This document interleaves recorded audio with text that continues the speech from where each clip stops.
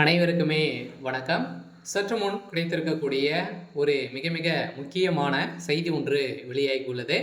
சற்று முன் கரூர் வழக்கில் செந்தில் பாலாஜிக்கு சிபிஐ விசாரணை, இது மாதிரி செய்திகள் வெளியாயிருக்கு. சதுரடியாக கரூர் வழக்கின் மூலமாக பார்த்தீங்கன்னா, ஸோ திமுகவுக்கு நிறைய தொடர்புகள் இருக்குது. அதுவும் மோஸ்ட்லி பார்த்தீங்கன்னா செந்தில் பாலாஜியுடைய கோட்டையாக இருந்த கரூரில் பார்த்தீங்கன்னா ஒரு மிகப்பெரிய அசம்பாவிதம் நடந்தது இல்லையா? ஸோ விஜய் அவர்கள் பிரச்சாரத்தில் ஈடுபட்டும் போது சங்கு 41 உயிர் உயிரிழந்த சம்பவம் பரபரப்பை ஏற்படுத்தி வரலாற்றிலேயே முதல் முறையாக இது மாதிரி ஒரு மிகப்பெரிய சம்பவம் ஸோ நடந்திருக்கு. இந்த சம்பவத்தின் அடிப்படையில் அதிரடியாக பார்த்தீங்கன்னா விஜய் அவர்கள் மேல்முறையிட்டு இப்போ இதில் நிறைய சந்தேகங்கள் இருக்குது அப்படின்ற மாதிரி பார்த்தீங்கன்னா உச்சநீதிமன்றத்தில் வழக்கை சிபிஐக்கு மாற்ற வேண்டும் அப்படின்ற மாதிரி சிபிஐக்கு மாற்றப்பட்டிருந்த நிலையில் ஸோ அதிரடியாக இப்போ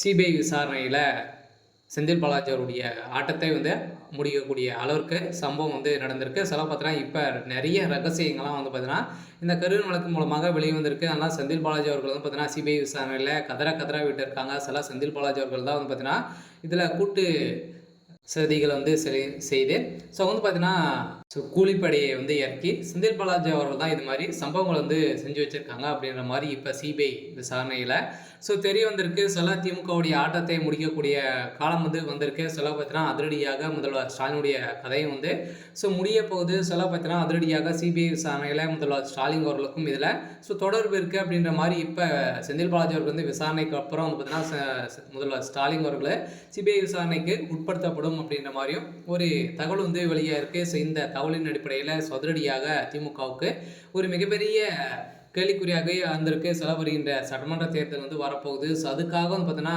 மக்கள் உயிரை வைத்து ஸோ அரசியல் திமுகவுடைய அரசு செஞ்சுட்டு இருக்காங்க அப்படின்ற மாதிரி குற்றச்சாட்டுக்கு மேலே குற்றம் நடந்திருக்கு. ஸோ நேற்றும் பார்த்தீங்கன்னா இன்றும் சட்டப்பேரவையிலேருந்து நடந்த சட்டப்பேரவையில் இந்த கரூர் வழக்கு மூலமாகவும் அதே மாதிரி பார்த்தீங்கன்னா திமுகவுடைய ஆட்சியில் நிறைய கற்பழிப்பு இதே மாதிரி பணக்கட்டுப்பாடு இது மாதிரிலாம் நிறைய சம்பவங்கள்லாம் பார்த்தீங்கன்னா இதில் ஸோ நடந்திருக்கு. ஸோ இதனை சுட்டிக்காட்டிய எடப்பாடி பழனிசாமி அவர்களுக்கு ஸோ நிறைய எதிர்ப்புகள் வந்திருக்கு. இந்த எதிர்ப்பின் அடிப்படையில் திமுகவுடைய அரசு மீது நிறைய புகார்கள் இருந்திருக்கக்கூடிய நிலையில் மக்களிடையே ஒரு எதிர்பார்த்துட்டு இருந்த நிலையில் இப்போ முதல்வர் ஸ்டாலினுடைய ஆட்டத்தை முடிக்கக்கூடிய அளவுக்கு தான் இப்போ டெல்லி மேலிடத்திலிருந்து ஒரு சில தகவலாம் பார்த்தீங்கன்னா ஸோ வந்திருக்கு. சில கரூர் வழக்கின் மூலமாக செந்தில் பாலாஜிக்கு அவருடைய கதை ஒட்டுமொத்தமாக ஸோ முடிய போகுது. இருந்தாலும் சிபிஐ விசாரணையில் பார்த்தீங்கன்னா இன்னும் விசாரணைகள் நடக்க போது. இப்போ கைது செய்யப்பட்டிருக்கக்கூடிய அனைவருக்குமே விசாரணை. அதே மாதிரி திமுகவில் இருக்கக்கூடிய முக்கிய புள்ளிகளுடைய வீட்டிலும் ஸோ ரைடுகளும் ஸோ நடந்திருக்கு. சரி, ஓகே. ஸோ இன்னைக்கான ஸோ அப்டேட் இதுதான். ஸோ மறக்காமல் நம்மளுடைய சேனலை சப்ஸ்கிரைப் பண்ணி சப்போர்ட் பண்ணுங்கள். தேங்க்யூ.